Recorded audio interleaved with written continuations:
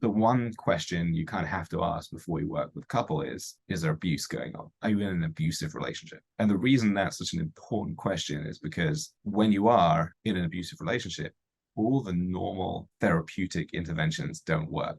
In fact, they can make it worse. You have to have specific training. You have to understand where people are coming from so that you can give real help. All right, fellas. Eli Shine is here with me today. And Eli is my front row dad, brother. He is a friend that I met years ago at a live event. And he's the type of friend who, the moment we started our conversation, his questions, how he would lean in, his perspective, his follow-up questions, it was so apparent that Eli had not only done deep work himself, but he was interested in the deep work of others. And he's a guy who has as much connection to his heart as he does his head.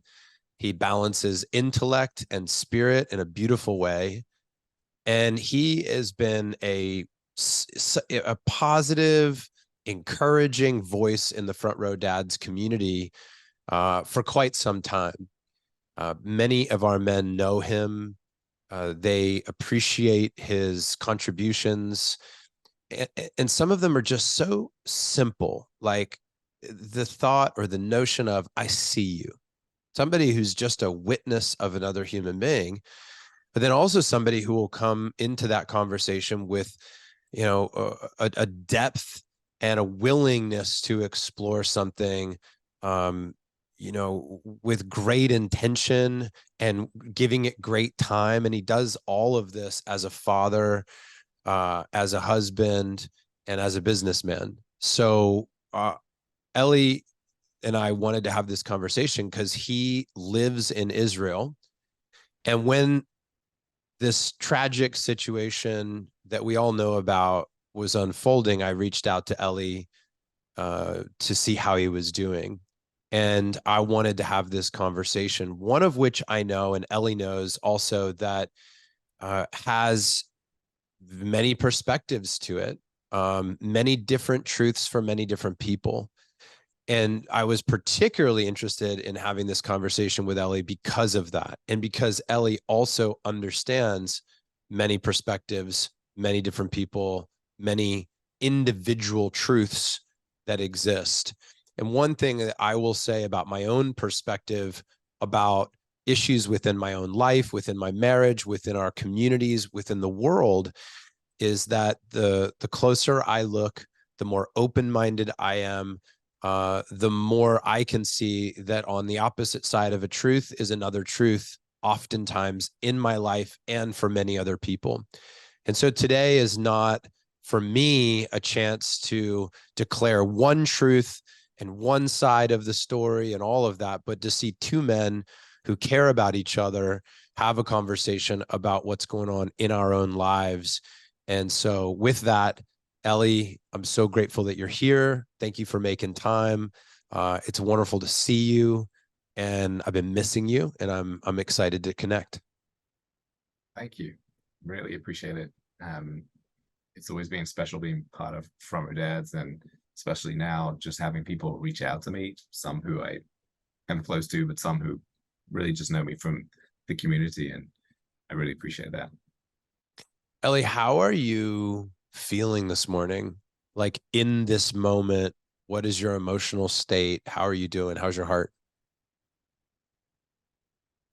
So right now, this moment, feeling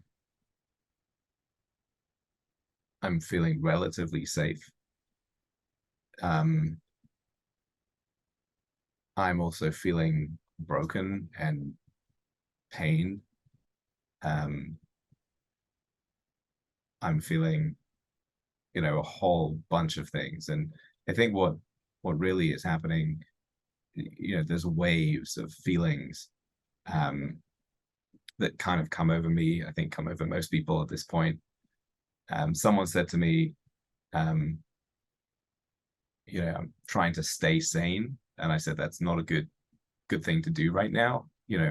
Trying to get moments of sanity is a is a better idea, because, with every wave of trying to deal with the idea of thousands of people being killed, everyone knows everyone here. It's a very small country. If we look at the scale of this would be over 100,000 people being killed in America if we take numbers for numbers in terms of the size of the country. My aunt lost 2 nephews who were living peacefully on kibbutz over the last week. There's people sitting shiva, which is a way we have the 7-day mourning period all over the country. I told you I got my daily sweat on Friday digging a grave for a fallen soldier. So there is much more than can be processed, I believe, like going on at the moment. And at the same time, we've got to give ourselves space to feel it, but we've also got kids around. My 10-year-old, who, as you know, has Down syndrome. So he asked me the other day, how are you feeling? How are you doing? I said, what do you mean? He said, like, how are you feeling? So I decided I'm going to tell him a little bit. And I told him, I'm feeling a bit stressed and sad. I'm feeling a bit scared. And he turned around and he goes, no, Abba, no. He's like, you can't feel scared, right? Like, that's not on, you can't feel scared. So I, stood back on that. But, older kids know. And the truth is, like, there is a necessity to feel scared, right? There is absolute danger right now for us. And so on the one hand, how do you balance real fear and what you're meant to feel in order to keep you safe, and what is just, watching the wrong things, listening to the wrong things, letting our mind go off on a, down a rabbit hole. So that's, I guess, my beginning of my answer. How would you try to explain how your family feels? I know that may be a difficult one to answer, but what are you witnessing within your family? So, as you know, we have 5 kids, and I'm married, and I have my mother-in-law with us at the moment. And she's amazing, and God, we're lucky. Everyone has their own, ups and downs. They don't necessarily go in concert with each other's ups and downs either, right? Issues and challenges that we all have in our lives still carry on, So my wife had strep last week, and we're in a war zone, but she was in bed and she couldn't function, she couldn't do anything. We had to look after her as well. Some things in terms of our relationships get easier, and there are occasional things that we'll overlook that we wouldn't usually overlook, the annoyances, petty annoyances. But also, and not necessarily I've seen this too much in my family, but I've seen around, people who have challenges in their relationships, this can definitely make it worse as well, more stress around. So it works both ways. It works every way. It's a spaghetti kind of feelings, of focuses or lack of focus. A lot going on, and it's hard to, we're so used to, like, hey, how you doing, right? How you doing? And like, people ask, are you okay? Right? And I've now taken the hard line of, like, I'm not okay. I'm not going to say I'm okay, even if I'm feeling fine this moment. If someone asks me, how are you? I am not okay. No one here is okay. We've literally had our hearts ripped out to shreds. And, part of this is, and I think this is something hard for us Westerners to understand, is like, we don't really want to believe there's evil in the world, right? We've kind of grown up with the idea of goodness and charity and kindness and acceptance, and And I don't think we really want to believe that there's still evil. Like you think of the Holocaust, you think of Nazis, and we know there's some really bad stuff happening maybe in far off lands and stuff, and we wish we could do something about it, but we can't get involved. But we don't think it's like here. So it's kind of it's reared its ugly head. Like it's here, it's real, it's evil, and it's so hard for us to accept that. Like it's so hard. We just fighting against that, I think, and you know,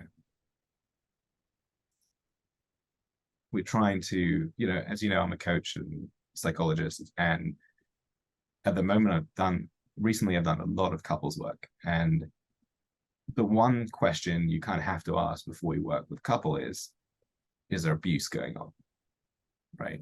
Are you in an abusive relationship?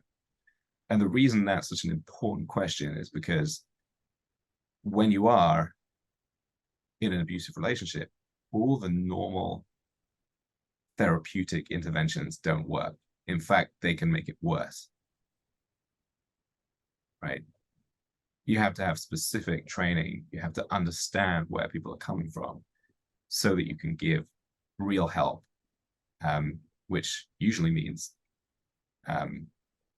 actually breaking up the couple. Sometimes if the person's willing to look at it and see it themselves, the abuser, then sometimes with really intense work, they can move through it. But it's different. And I think that's really what happened. Like we're thinking, we don't think in terms of that. We think, oh, well, you've got this, you've got that. Like Israel's been doing this, and therefore, no, that's not the truth. The truth is that people have been indoctrinated with evil since they were born. Right? That's what they grew into. They grew into a hatred, deep, deep hatred. And that's out there. It's out there. And again, I don't want to believe it. I still don't want to believe it. But I have to accept it. You mentioned perspective. Share with me, Eli, how you process the various perspectives on this, because when you and I talked about having this conversation, possibly recording it and sharing it with our community, you mentioned this idea that, hey, there are various perspectives, and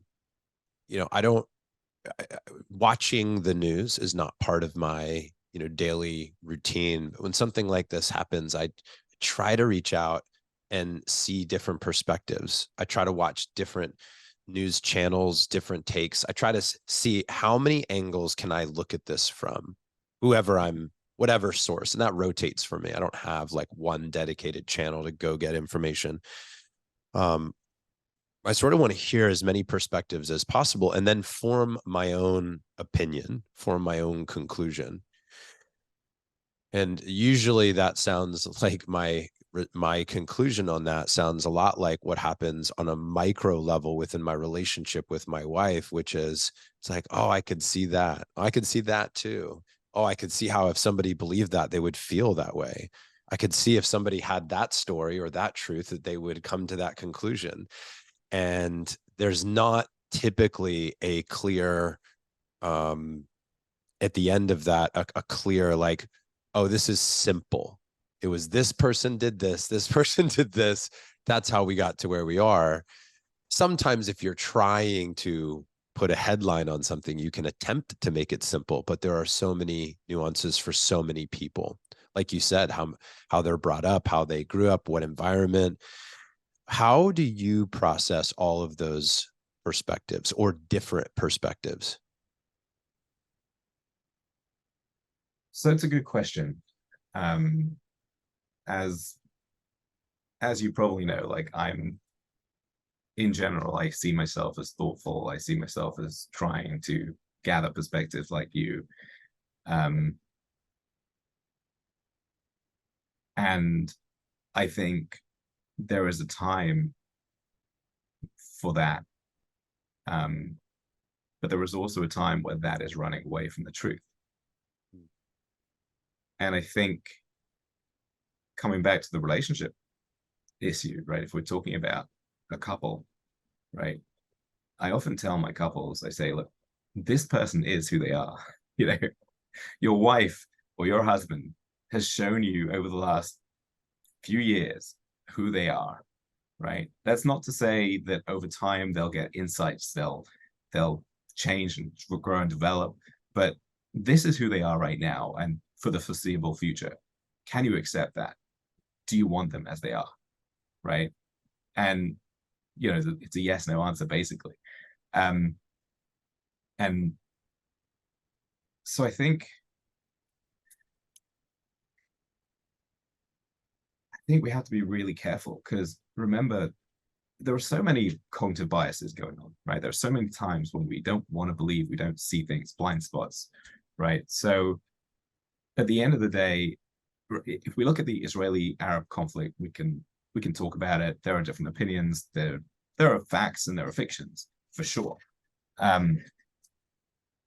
One of the cognitive biases we have is that when we hear things a lot of times, we think they're truer, right? When we see things a lot of times, we think they're truer, and they're not necessarily. So we have to be careful about information and where we get it from. We have to have trustworthy sources, but we also have to kind of go inside. We have to really think and we have to feel. And sometimes it's going to break your heart to see the truth as it is. And again, we've got to be consistent. So we've got to be able to see what happens in a situation and really look at it and see what it is. And I think so. One of the situations that we have now, right, is what Hamas did, what those terrorists did, they did, right? It happened. There's no question about it. There's no, they shared it themselves, right? They boasted about it, right? That is a reality.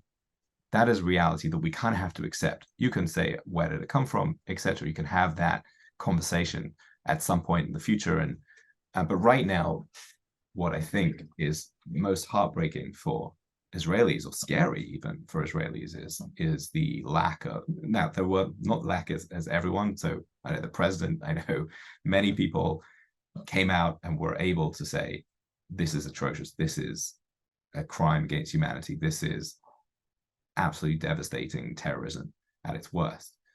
This is subhuman, right? But there are still plenty who won't. And that's a scary thought. That's a scary situation. And I think we have to think very hard in the West, where we're in this calm play, like, yeah, everything's the danger seems to be far away, right? So you're not thinking about it. It's like, okay, we can take it into, we can take it like into a lab and or a debating society and talk about it, right? People are sleeping in their beds, right? Babies sleeping in their beds, and they wake up, you know, to slaughter. I think we have to, at that point, like, realize that we're dealing with something else here. This isn't the same as us. This isn't, oh, it's a simple, you know, let's look at it from different angles. Let's try and understand it all, right? And rather, I think, and it's hard to do, but it's like, imagine it was your family, right? Imagine you woke up to find your wife and kids, you know, murdered, raped, kidnapped, right? I don't want to say that even, but I guess it just came out. So, but that's how people can start understanding what that feels like. And for me, who it wasn't my family, my immediate family, although it was, you know, a couple of degrees away, and I feel kind of under risk myself, right? It's not like I feel that we're out of the danger zone. We're well into the danger zone. I'm not on the front line, as it were, but you know, every time a door slams or we hear a motorbike or something that sounds a little bit like a siren, right? It flicks a switch. You know, what is that? A rustling. If I'm walking by a house, we have kind of like a nice open area, and I hear rustling in the hedge. You know, So I think in general, we have to think from different sides, but I also think there's time to kind of just see things for what they are. Yeah, really great point. How might somebody in the US, which is the majority of this audience, likely, of course, lots of people listening from all over, but what might somebody here do, think, say? What's not helpful to do, think, or say from your point of view? Because I think you bring up something really interesting, just to further add a little context to that, is this idea of, hey, there's a time to gather perspectives and there's a time to just know what happened. These are the facts, and you can draw some conclusions without using perspective gaining as a distraction or even a way to just avoid dealing with the issue at hand. That's what I heard, if I heard that correctly. So what's the question again? What would you say somebody, like, in your opinion, there's people listening to this, and I'm only imagining they would say, yeah, if I thought about my own family, how might I react? What might I think? What might I feel? And I could see all sorts of reactions to that. I could feel my own reactions to that. I suspect I would feel a certain way. I mean, I would be pissed. I would be angry. I would want to eliminate the threat, whatever that looked like. I would be thinking about how to make my family safe immediately, as much as I can. But in your opinion, when you think about other people who are listening to this and they are asking themselves, well, what might I then, instead of just constantly be in a state of gathering perspectives, if I were to do something, if I were to say something, if I were to take an action, what would be helpful in this situation? For all your brothers in the US. So the first thing is, if you know people in Israel in any form, shape, or form, you had something to do with them at some point, some business, or you were on some trip together or whatever. Like, just text them and say, "I'm thinking of you. You're in my prayers." Don't ask how are you, or certainly don't ask are you okay. But just say, "I'm thinking of you. You're in my prayers," and you can't go wrong with that. Um, I think we just have to be careful not to be useful idiots. Um, I think that we're susceptible to it. I'm certainly susceptible to it. Um,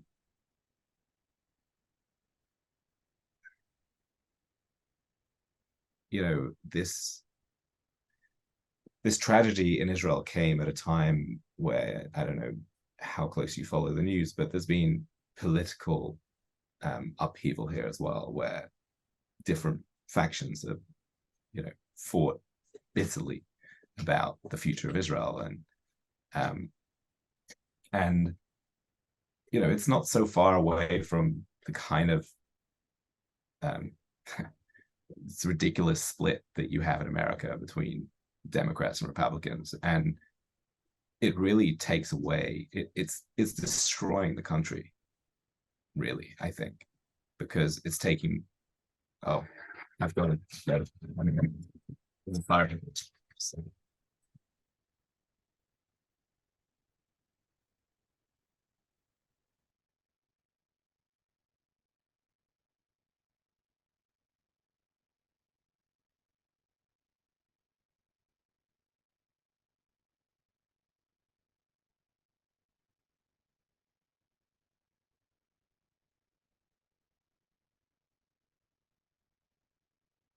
Cool. Before the call, I wasn't sure, I wasn't sure what to say. Oh, if there's an air raid, there's a siren, I might have to run. There hasn't been one for a few days. So I kind of get into kind of um like, oh well, probably not going to be. That's what it was. Did you hear it? You couldn't hear it from your side, right? Can't hear it, no. But that was a siren. And That where was do a you? siren from Wow. missiles. We have every home is built with a reinforced room. So we run there. So my son was in the bath, in the shower, to kind of pull him out and stick him in the room. Yeah, my wife was out, so I just quickly called to check she's okay. I think I heard the bangs, which probably were bangs from the Iron Dome. So I don't know if you know about the Iron Dome, but it's this amazing missile defense system that has saved countless lives and kind of gives us a feeling of safety. You know, like I know, like when I tell you that like we have missile, literally I can see it exploding on top of, like right up on top of my head. Like it sounds a bit crazy to you, but because of the Iron Dome, like it kind of feels relatively safe. But it's still we're being attacked. It's not like we're not being attacked, right? We are being attacked. We just have a good defense system. Anyway, my heart rate's gone a Ellie, little bit high. We'll go down. I think it's what's remarkable to me is that we're still having this conversation. It's remarkable to me that if I'm genuinely putting myself in your shoes, it is difficult to imagine there being a siren that, you know, goes off. You run to your safe room, your reinforced room. You are talking about there being missiles exploding over your head that you can see, and that you and I are having this conversation. Yeah. So look, to me, the first thing is like, there's a few things. The first is, I don't know whether it's an illusion of safety, right? But there's a feeling or there's a need to just feel as safe as we can in the moment. And I heard this parable, which I think is important, where you know, when trauma comes, when difficult things happen, it's like being in a dark room, like pitch black room, and the first thing you do is you try and grab for something, and all the work that you've done previously are these like things that you can grab onto when the darkness comes. I feel that's something that we've got. I believe, you know, at the end of the day, we have to get on with our lives as much as we possibly can. Right now we can, so I'm grateful for that. So I'm grateful for the millions of people who are involved with keeping us safe, whether it's people, you know, in the army, whether it's people working on the communication system so we can carry on electricity, you know, all these things. So there's a lot of gratitude there, and resilience. And at the end of the day, you know, what doesn't kill us makes us stronger. I do believe. I believe in antifragility as well. So actually believe it's not just resilience, right? Resilience is coming back to kind of where you were beforehand, but actually we're anti-fragile as humans. So challenges make us stronger. And we used to challenge, you know, we used to being threatened. We used to being attacked. We've learned how to deal with it. When you see men in your community that inspire you, other dads, other community leaders, what qualities, characteristics do you think they possess, especially in times like this, that you look at and say, thank you for that. Thank you for bringing that to the table. Thank you for stepping up and leading your family, leading our community. What are you noticing around you that you appreciate? So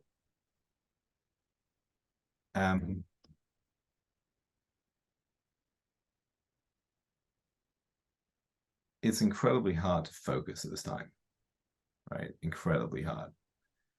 And the people who've been able to kind of do something meaningful, useful, consistently, like those, I'm kind of, I find it amazing.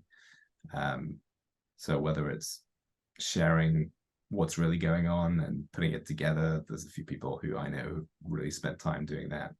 a friend of mine who lives in a southern city, so it's not too far from what's going on, but it's a whole way safer than people who've had to leave their homes, and I think it's a town of 12,000 people, and they're basically taking in another 4,000 refugees.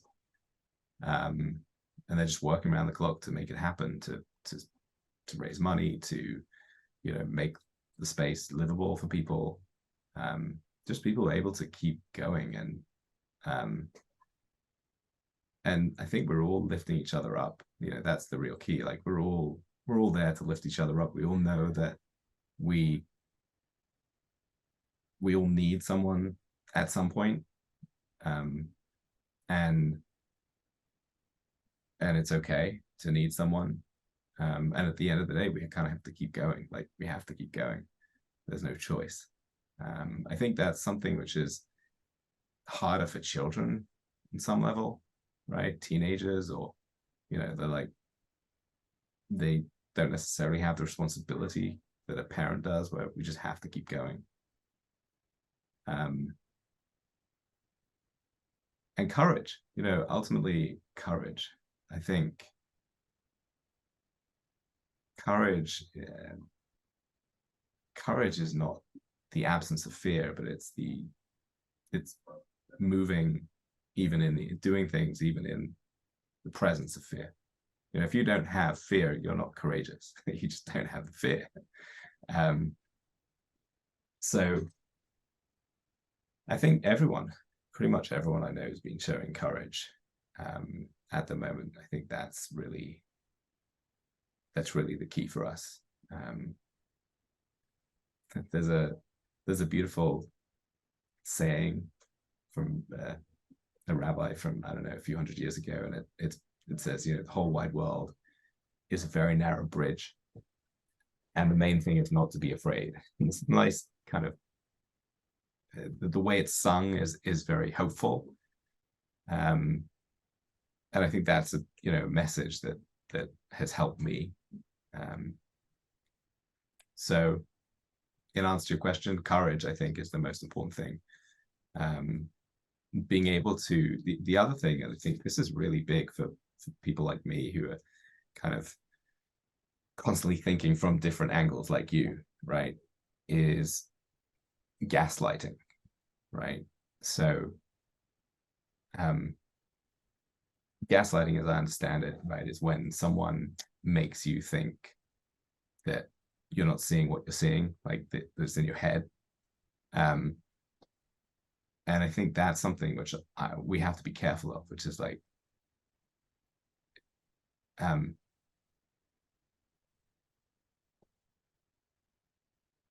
who's responsible for this? You're responsible for this. You did this, or now that the Israelis are doing what they can, that the army are taking out Hamas, and there are civilians killed, and it's like, well, look what you do. You deserve this, right? And moral relativism. These things, it's kind of a way of gaslighting. It's like saying this didn't really happen, or it didn't really happen that way, or and I don't know. I wonder.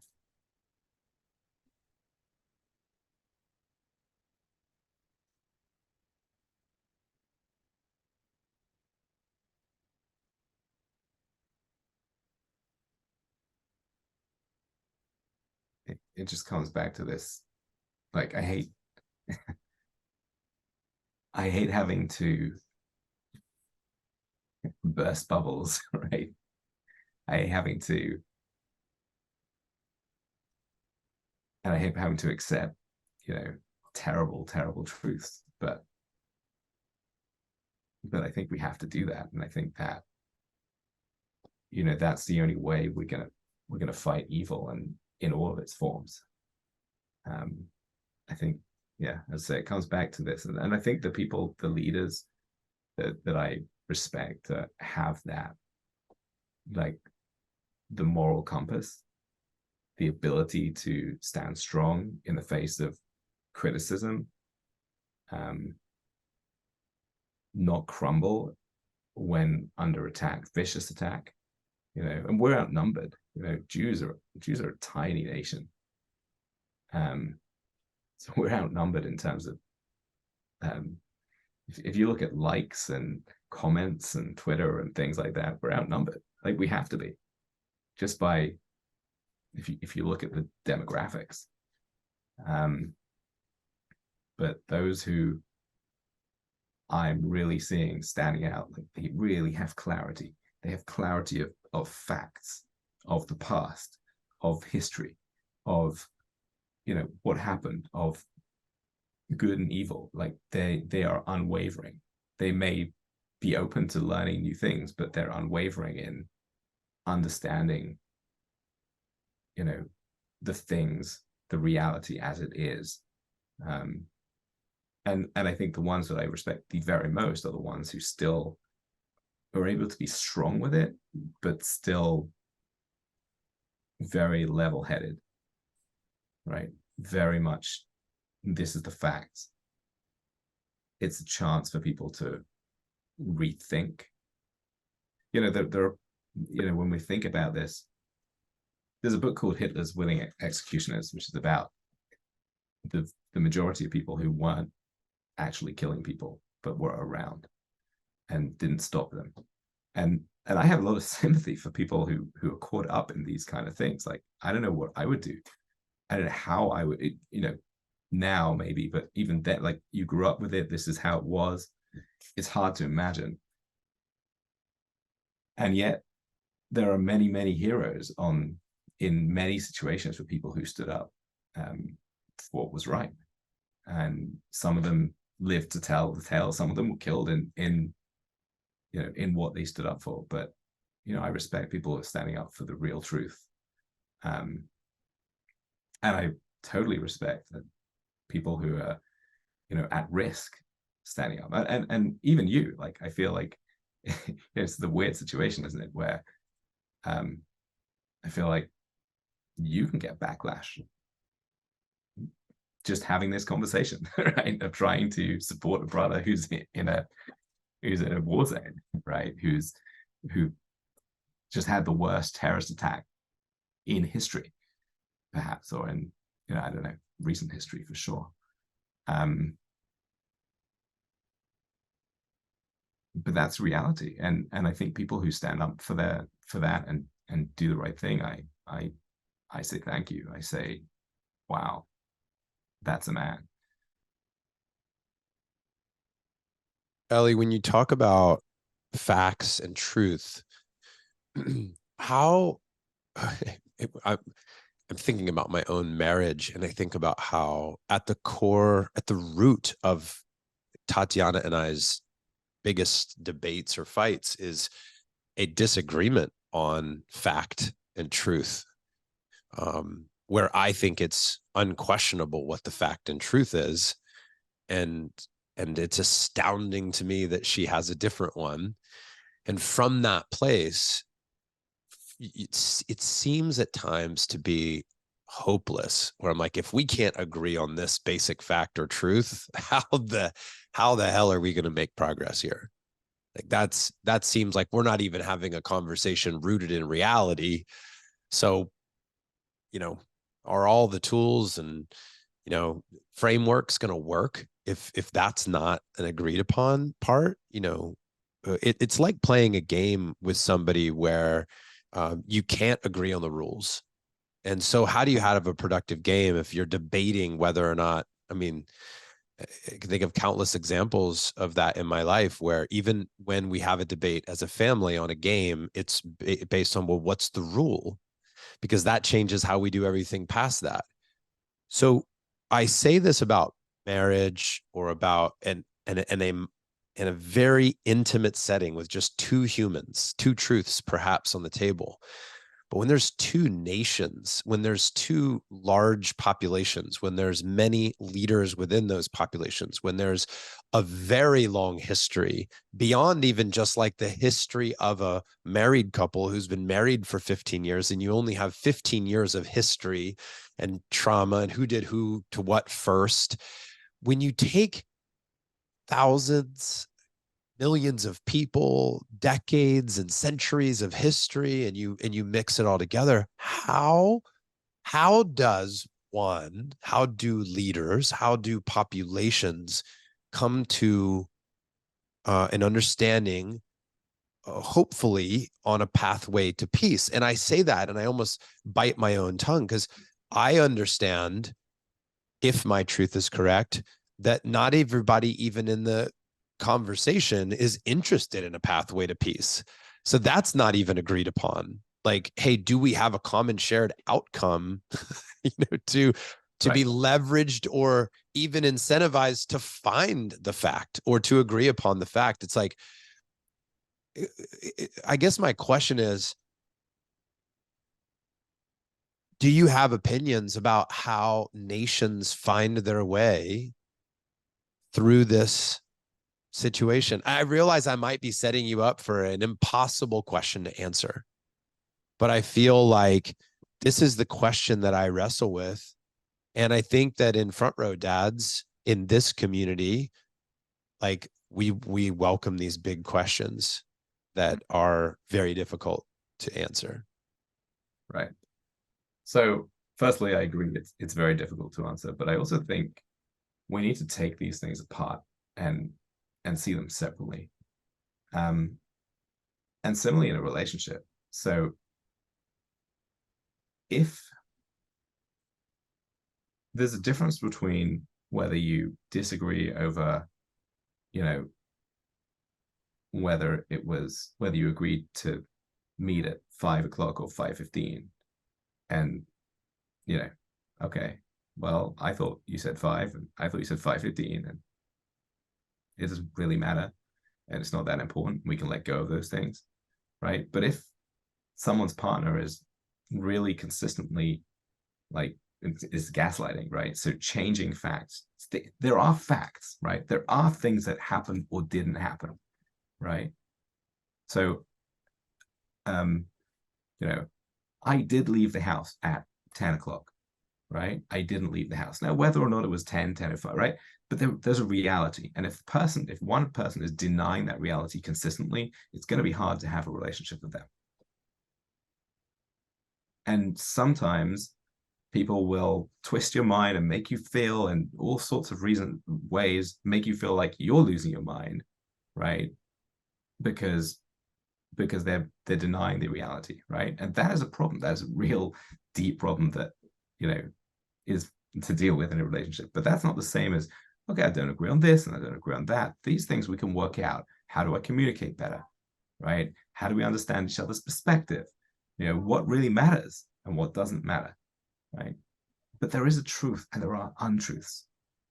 Okay, now I totally agree. There's no one in the world who has 100% truth of everything, who's got every fact right, who knows it all perfectly, and isn't blindsided by anything else, right? That's not possible. But there are, lie factories, right? There are people out there trying to bend the truth and who purposely do it and continuously do it and do it enough over time that and in a credible way and give them a platform. So we don't even know what to believe anymore. And that's a problem. And we have to stamp that out. We have to look at that and say, this is a problem. We have to deal with this. Right. So there are truths, there are realities, whether or not what that means, right, could mean all sorts of things. But there are truths and there are lies.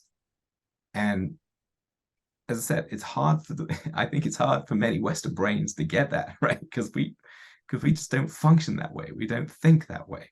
We think things are as they look. We think things are as people tell us. We trust people, right? And I say trusting is good. We need trust. Without trust, we're in real trouble. But we also have to be able to challenge. We have to know where people are coming from. We have to make some assumptions and understandings based on what we know of the history of people, what they're really thinking, where they're coming from. And based on that, how much do I believe them? And if I get another piece of information, that changes things, right? Getting more information has to be able to change the situation. Now, again, there's another point here, which is so important with this, is at the end of the day, people are born into a system, right? They're born into a family, a religion. At the end of the day, if I was born in Gaza, I'd be a Gazan, right? If they were born in Israel, they'd be an Israeli, right? And one other thing which I heard recently, which is fascinating, and one of the things that Israelis have been really angry about over the years is the Red Cross and the UN and things like that, feeling that they're not being fair. And I heard recently that when you do, if you're in the foreign office of a country and you go as an ambassador to another country, they change you every 4 years or something like that, right? They don't let anyone stay in a country for very long in general. And it seems silly because, right, if you're a good ambassador to the country, you're building connections with people, personal connections, you would have thought it makes sense to stay longer. And the reason they don't do that is because if you stay longer, you're no longer American, right? You take in the story, the environment that you're in, right? We're very susceptible to our environment. Our environment has a massive effect of us. And so we have to look at this, where are people coming from? And the same for me, like you can say the same, like I've been living in Israel, right? I'm going to be likely to have Israeli views. But then you as an American, you have to think, okay, well, who am I listening to and how am I listening to them? And what might be the truth and what might not be the truth? And then that horrible question, which is, what don't I want to be the truth? What will I do anything I can to not believe it, to make it untrue? That's an important question.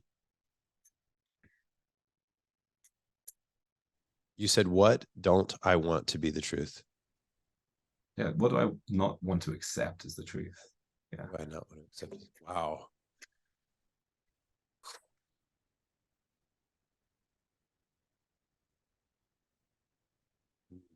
And what's so for me as well in my family, like each one of us has slightly different views and opinions and understandings of everything, and how do we respect each other? It's hard because emotions are flaring, right? Stress is high. But right now we're in a self-defense mode. That's what we're in. We have to be ready. We have to be ready because we're still under attack. And we'll be under attack for the foreseeable future. And you know what's crazy? It's like, I wear this yarmulke, right? This kippah. I don't feel safe in many places in America wearing this. And judging by the things that people have said in rallies, and like, I think we've got to start believing people what they say. People who say death to the Jews, people who say go back to Auschwitz, people who say, wear swastikas, they mean something. People who say we want to take over the world and we want, Sharia law, they say they're meaning something. We might not. We're ready. We're ready to make peace with everyone. We don't want that. We have no interest in, like as a Westerner, interest in taking over the world, conquest. We're past that, right? But there are ideologies out there, and frighteningly common. Do you want to believe that? Do you want to believe that? Yeah, no. I'm shocked, honestly, that you feel unsafe wearing the yarmulke. Did I say it correctly? Yeah, that's right. In the States? Yeah, in most places in the States. Very small areas where there are like big Jewish communities. Yeah. But in many, many places in the States, I would not feel comfortable. Wow. I would not feel safe. Because you have personal experiences, you have friends that that have encountered problems, or yeah.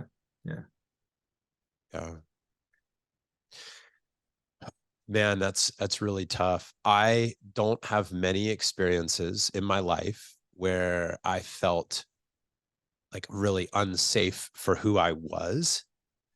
There was one time I'm sure there's others, but there's one that stands out by far, where when I was getting married to Tatiana, this is in Krasnoyarsk, Siberia. This is where our wedding was. And we were going out with one of her friends, like a night on the town, went to a club, and we got to the door, and the woman said, to pay our entry fee or whatever to get into this club. And she said, you can't come in. And, upon learning why, it was Americans were not welcomed in this club. And then she pointed to a sign on the wall that said, Americans not welcomed. And dude, what's really crazy about that moment, which I'd never experienced before, was that we were with a friend who knew people who owned the club, multiple owners. And she like made a deal about this at the door. And eventually, after speaking with management, we're holding up the line. Like, this is getting really uncomfortable for me. We are let in. But dude, I have never been more aware of my environment, more scared. Did not want to speak English to Tatiana, watching my back at every turn because I'm in a place where they're clearly like, you're not welcome. Not, Yeah. And that was really eye-opening for me, heart-opening for me. Had a lot more compassion, I believe, for other people that would have experienced. So I'm grateful for that moment. And that, by the way, just for clarity, was not my experience of Russia at that time in its entirety. I spent a lot of time there. My kids have dual citizenship. My wife was born and raised in Russia. I had a wonderful time, met some incredible people. It was by far, like, overwhelmingly a lovely experience. There's that moment that I just shared, which was an isolated incident. But, I get how in some circles, everyone is welcome. And in other moments and other communities, you're not. That's a very difficult thing to navigate. I Right. also want to mention. I think I'd go a stage further, right? I'm not talking about not feeling welcome. I'm talking about feeling at risk of being, Killed. attacked Yeah. and killed. Yeah, that's it. And one of the things, maybe this is a silly thing, but like of watching the attack, things with video, and you see people trying to escape in cars and being shot at with machine guns, and you know I guess it's like a disappointment. Like you watch movies and you think, these people are driving and they're being shot at and they manage to escape. And, it's like, and knowing that that's just all such fantasy, like when you're under attack from, multiple militia, like there's no getting out, right? Run, try, maybe there'll be a miracle. There have been miracles for different people, but, it's not like the movies, Yeah. It's so interesting, Elliot. I notice right now, like, even having shared that story, I share it because I'm grasping at like how to relate to feeling scared or threatened. And I realize even in sharing that, it feels like, I'm trying to, like I said, when we got on the line, it's like my back hurts. And I feel terrible for even saying that my back hurts, knowing what somebody else is going through. It's like complaining about your day to somebody who's, terminal cancer. You're like, oh, my head hurts. And you feel, it's interesting. I just want to share openly that I feel almost like I feel like that was I'm judging myself for sharing the story because I feel like it doesn't even come close to relating to what you're experiencing. But it was helpful. It was actually helpful because your story tells you something. Firstly, it's relatable. It's an important. And also after the story, I was able to tell you that you can build on that story to something more. Because without that story, that you didn't know my feeling, and now there was an uncomfort, but it's different to looking around and thinking, are people coming to lynch me? Yeah. Right. So actually the story was a good stepping stone, and it's important to be able to, this is the other thing I think about this conversation and in general conversations, we don't have enough conversations.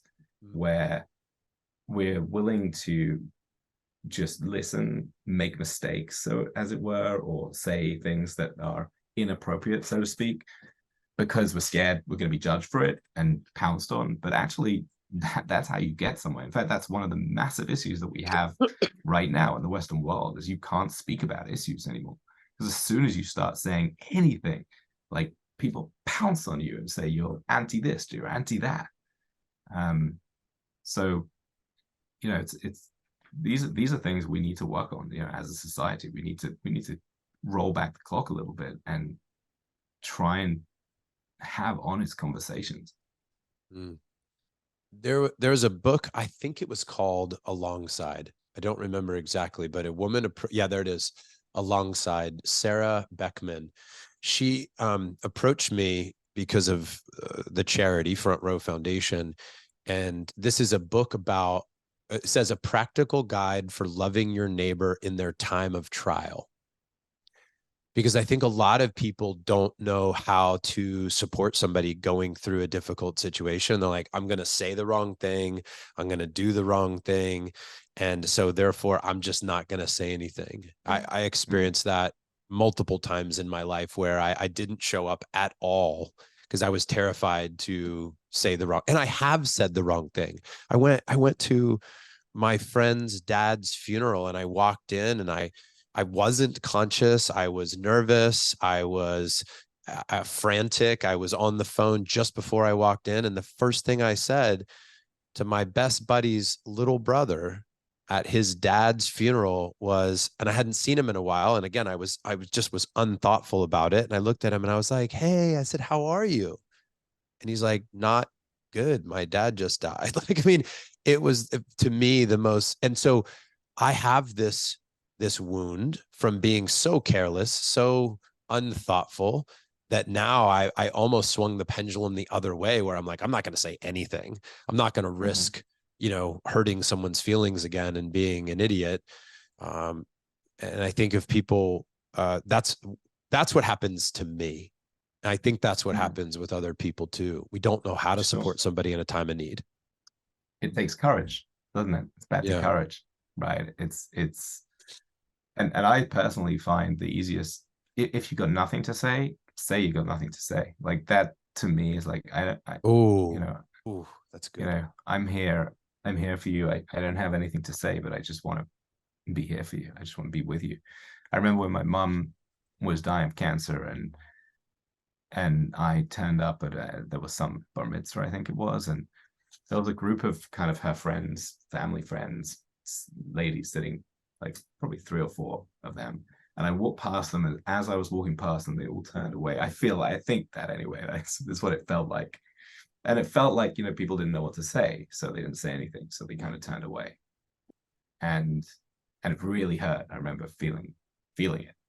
Like, this is 17, 18 years ago. So it was like, but I can still see it. I know the place it was. And yeah, I know that feeling. And I know the feeling of not having anything to say, but reaching out and say, I'm thinking of you, sending love. These are things that we need to do. And it's almost assuredly that somebody will criticize you for that also. They'll say, hey, just saying something isn't enough. And I think that when you are courageous and you lean into something, you will probably get pushback from somebody. Like, ask enough people and somebody will tell you that you didn't do enough, that you shouldn't have said that this is the best way to approach it. But I also want to say that when I put my hand on my heart, I feel the right answer is what you just said, which is to lean in with love. You might say the wrong thing. It might get messy, but just like you brought up, hey, if I'm revealed, if I'm courageously sharing, it'll allow for something new to be born. But in general, the idea of withdrawal, hiding, isolation, shoving all of it down, not being expressed, my inner guidance system says that's not the answer. And that's different than, by the way, taking a moment to be thoughtful, taking a moment to think or feel, different than completely withdrawing. That's a very different feeling. Well, I think it's not a different feeling. It's different action, right? Different action, yeah. So feeling sorry for someone, feeling like you should or you would like to kind of reach out to them is different from reaching out to them. Yes, It's definitely. 1 or 0. You did or you didn't. It was an intention. Okay, good intention, but you didn't do anything. Now, obviously, take a moment to be intentional about it. But once you took that moment to be intentional and you reached out, you did it. You did it.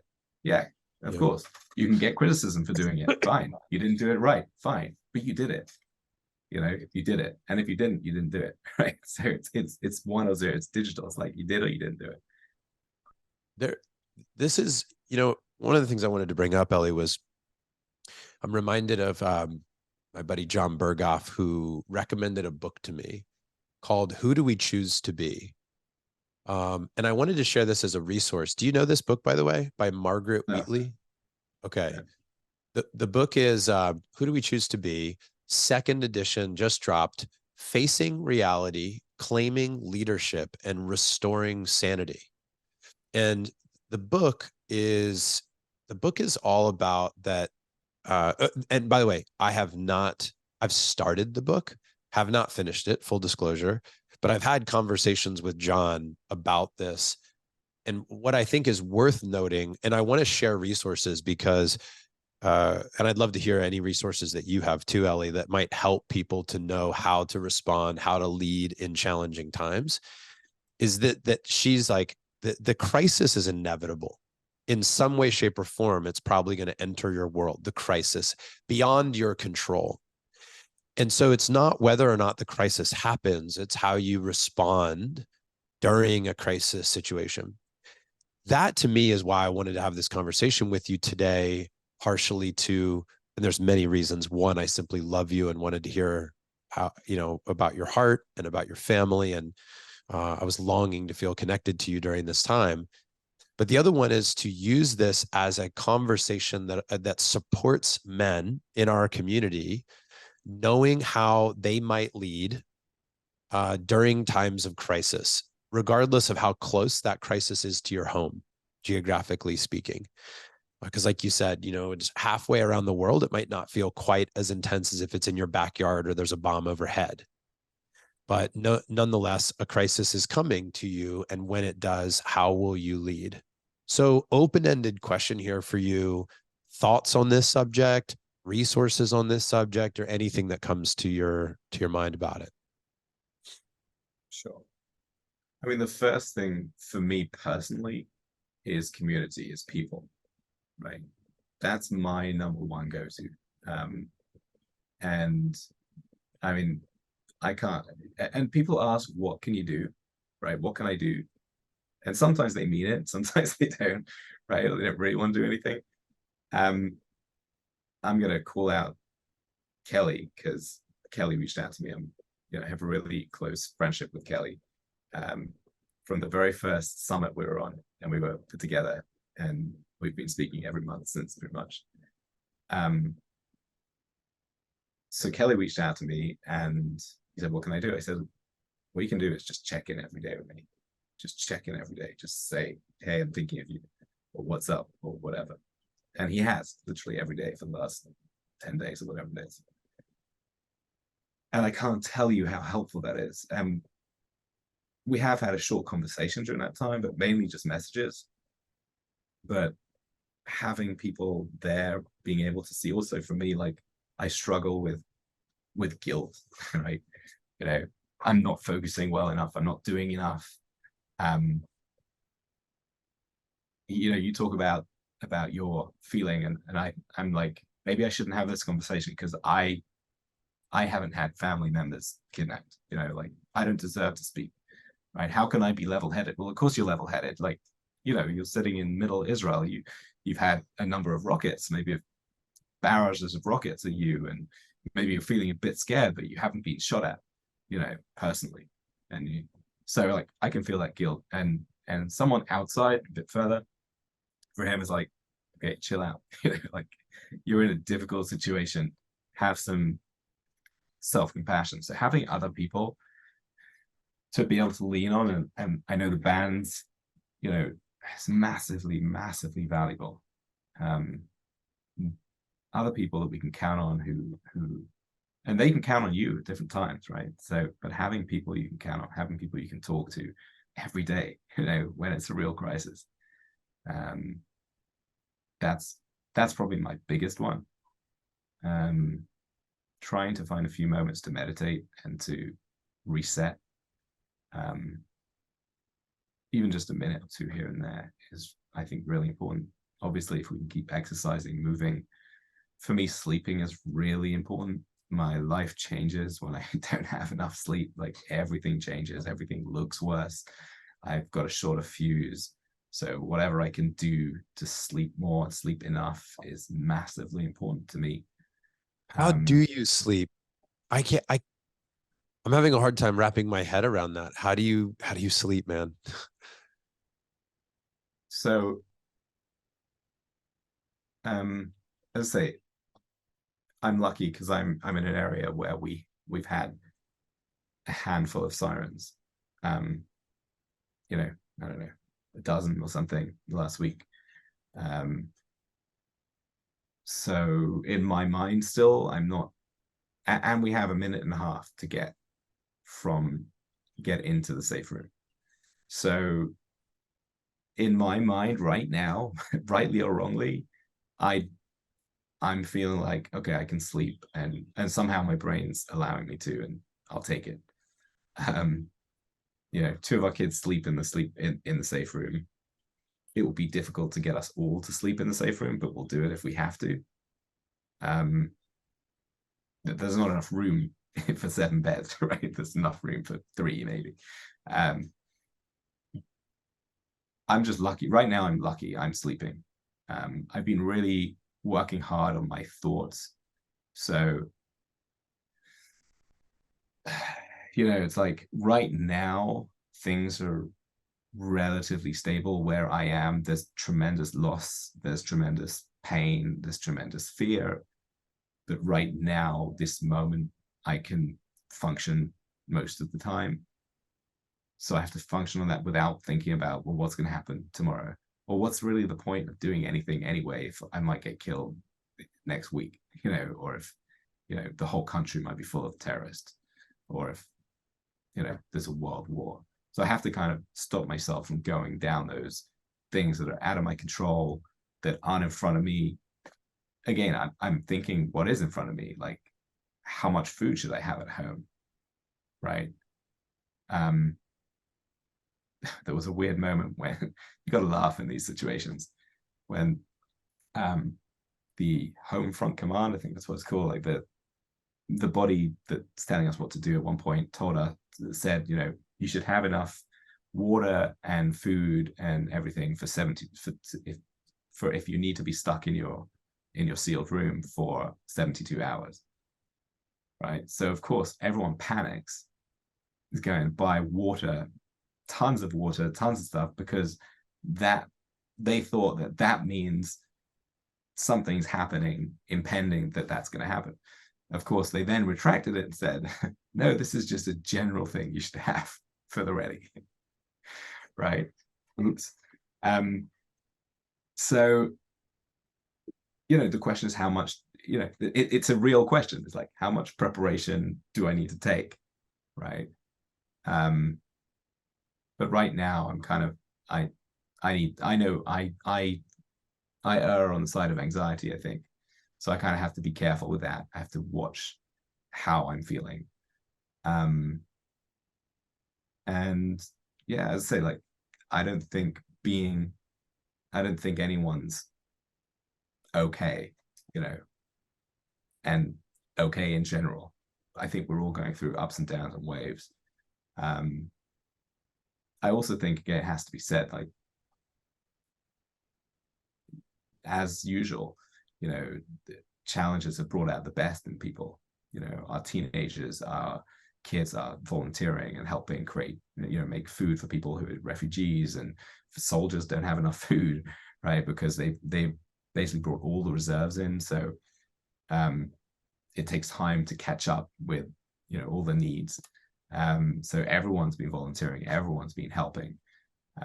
So much so that, like, my daughter said, who's a teacher, said, like, this is like the kids are doing better than they are at school. Like they're doing more important things than they would be doing at school. Like maybe we should carry on for a few more days of this.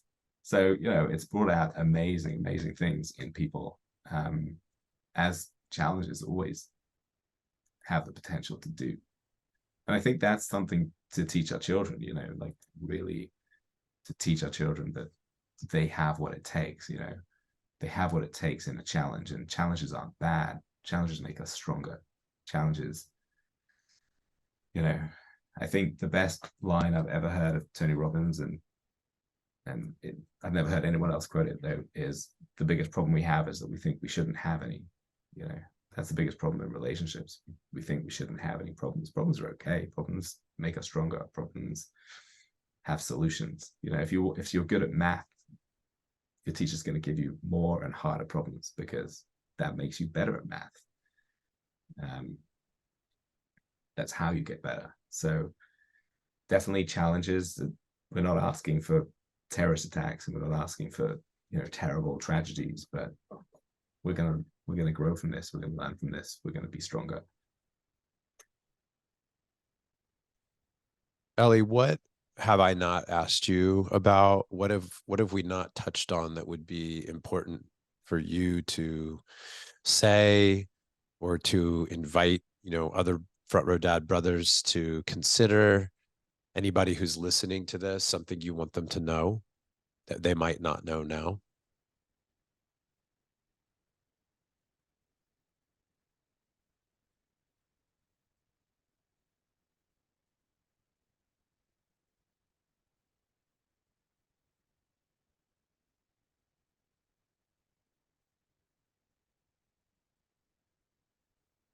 I think it comes back to that one thing, which is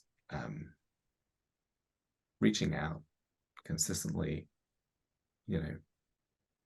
just checking in, thinking of you, sending love, here if you want to chat, right? Those are things that, for me at least, and I've heard from other people as well, like these are things that really heartwarming. And I think, I feel grateful for all the support. I feel particularly grateful for people outside of the faith who aren't Jewish and have no real connection to Judaism and Israel, showing support. I think that we're all potentially heroes, and I think reaching out to people in their need, and reaching out for the truth, and fighting fighting against evil, I think these are heroic acts. And I think we need to all realize that we can be heroes. We are heroes when we take the right actions. Ellie, I feel like, yeah, you're a hero in my mind, and I'm very inspired by how you are as a person right now, your vulnerability, your honesty, the willingness to have this conversation, the clarity that you just shared about checking in with people. And this call felt, as they always do with you, very authentic. Felt very real to have a siren go off in the middle of the call, to witness you take action. I was even thinking about how you left the call. I was thinking about how you came back to the call. I was trying to imagine what that must feel like as a dad. You've articulated so many perspectives on safety and what it means to be looking into a situation like yours and being in a situation like yours. And I love that if there was one, I'm going to choose to make my takeaway your final statement, which is, for me personally, and what we bake into and build into the brotherhood will be this check-in, this check-in. That could take many forms. It's been part of my routine lately to check in with my band, my daily check-in with my band. I wake up, I meditate for 6 minutes, and I share a high-low. I share what's the highest moment, the lowest moment that I've experienced in the last 24 hours. And I feel it. I feel what it's like when brothers are checking in on me. I feel what it's like when somebody is thoughtful. You know, I had a friend yesterday who was going through a really tough time, and I just sent a message, and I was like you said, thinking about you. You're in my heart this morning. You know, you were on my mind. You know, there's 1,000 ways to say that. Choose your own words, choose your own way that you want to say it. But I think what that also does, it gives somebody an opportunity to make an ask, an opportunity to share something when you just extend the hand a little bit, and that little nudge just gives them a chance to, if they need to, respond in whatever way they want. 100%. 100%. You see they like it, you can then follow up with, say, you know, if there's anything I can do, or if you want to chat or whatever. Like, you don't have to put that up front.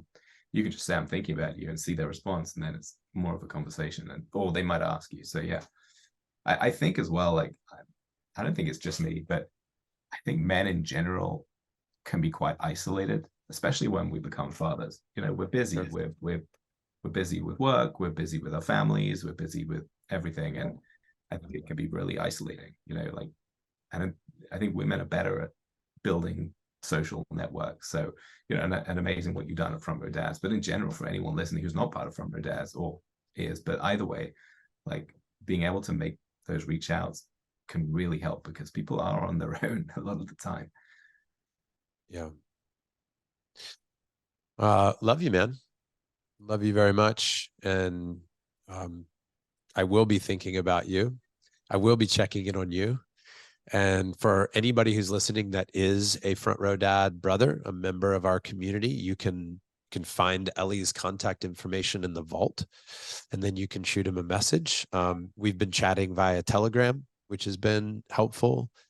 And I would also say to the men out there, regardless of whether or not you're a part of this community officially, if you're a member of the group, just if you're listening, by the way, man, woman, reach out to somebody today to exercise that muscle. Send a message to a person that you love, that you know, put your hand on your heart and ask, who am I thinking about? Who comes to mind? Who comes to my heart right now? And then shoot that person a message and make that connection. Make sure they know that, you know, hey, I somebody asked me today to put my hand on my heart and feel into the first person that came to mind, you know, that entered my thoughts, and you were it.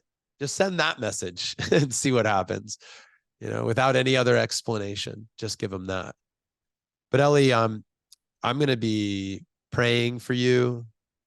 I'm going to put my hand on my heart today and think about you and your family and your community. I'm going to wish for peace, and I'm going to wish for safety, and I'm going to wish for love to be in your life and in your family's life. And I think it's also important, men, to realize that it's hard to, I'm going to say this because there's no perfect way to say it, but it's hard to care for everybody. You could say, I care about the planet. Got it. But what I'm saying is, you can care for somebody. You know, it's hard to give focused attention to 1,000 people or 10,000 people. But you can help one person really well. You can pick a soul and lean into them and really care for them and really witness them. That's my invitation. So do something. I think full circle also is, yes, set your intention. Yes, be thoughtful. And then yes, take the action.